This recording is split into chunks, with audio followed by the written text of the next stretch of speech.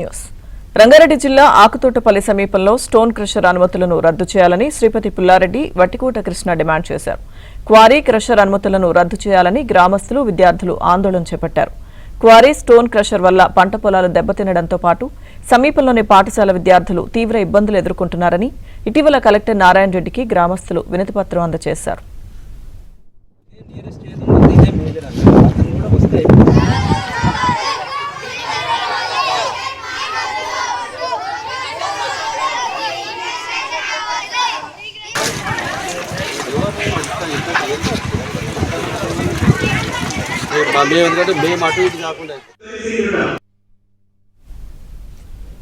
Crusher పనుల నిర్వహణ ప్రభుత్వ పాఠశాలలను పొల్యూషన్ బోర్డు మైనింగ్ అధికారులు పరిశీలించారు.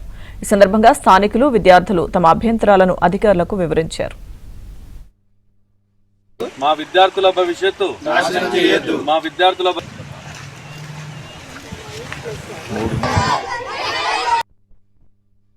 పాఠశాలకు సుమారుగా 1.5 కిలోమీటర్స్ దూరంలో ఒక క్రషర్ ఏర్పాటు చేసి మైనింగ్ వాళ్ళు పర్మిషన్ ఇచ్చారా లేదా తెలియదు, కానీ అక్కడ క్రషర్ పనులు నడుస్తూ ఉన్నాయి.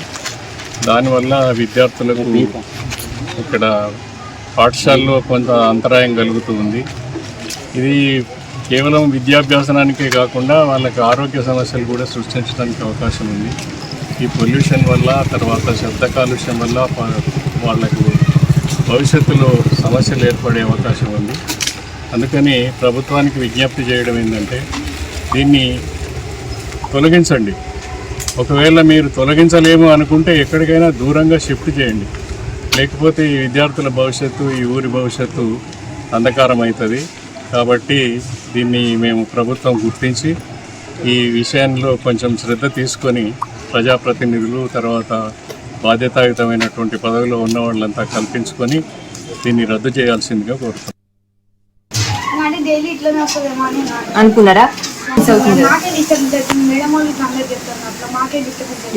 కంప్లైంట్ ఇచ్చి